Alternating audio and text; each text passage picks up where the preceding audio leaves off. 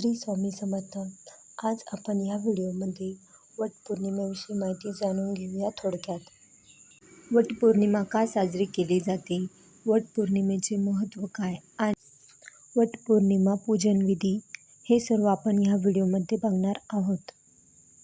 वटपौर्णिमा हा हिंदू पंचांगानुसार ज्येष्ठ महिन्यात येणाऱ्या पौर्णिमेला साजरा केला जाणारा एक प्रमुख सण आहे. या दिवशी विवाहित स्त्रिया आपल्या पतीला उत्तम आरोग्य लाभावे आणि दीर्घ आयुष्य प्राप्त व्हावे यासाठी वडाच्या झाडाची विधिवत पूजा करून उपवास करतात. चला जाणून घेऊया वटपौर्णिमेचे महत्त्व. पौराणिक कथेनुसार माता सावित्रीने यमाच्या तावडीतून आपल्या पतीचे म्हणजे सत्यवानाचे प्राण वडाच्या झाडाखालीच परत मिळवले होते. त्यामुळे या व्रतामध्ये वटवृक्षाला म्हणजेच वडाच्या झाडाला अत्यंत महत्त्वाचे स्थान आहे. वडाचे झाड हे दीर्घ आयुष्याचे प्रतीक मानले जाते. तसेच त्याचा विस्तार मोठा असतो. महिला वडाच्या झाडाची पूजा करताना 7 जन्म हाच पती मिळावा अशी प्रार्थना करतात. चला जाणून घेऊया वटपौर्णिमेच्या पूजेची पद्धत. या दिवशी महिला उपवास करतात.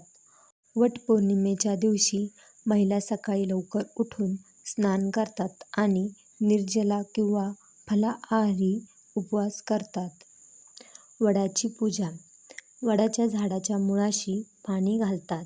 झाडाला हळद कुंकू लावतात आणि सूत किंवा कच्चा दोरा गुंडाळून वटवृक्षाला 7 प्रदक्षिणा घालतात. वटवृक्षाला प्रार्थना करतात की हाच पती 7 जन्म मिळू दे आणि दीर्घायुष्य लाभू दे त्याला.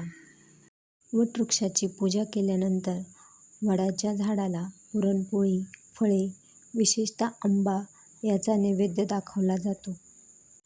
पूजेनंतर महिला एकत्र येऊन किंवा पुरोहिताकडून वटसावित्रीची व्रतकथा ऐकतात.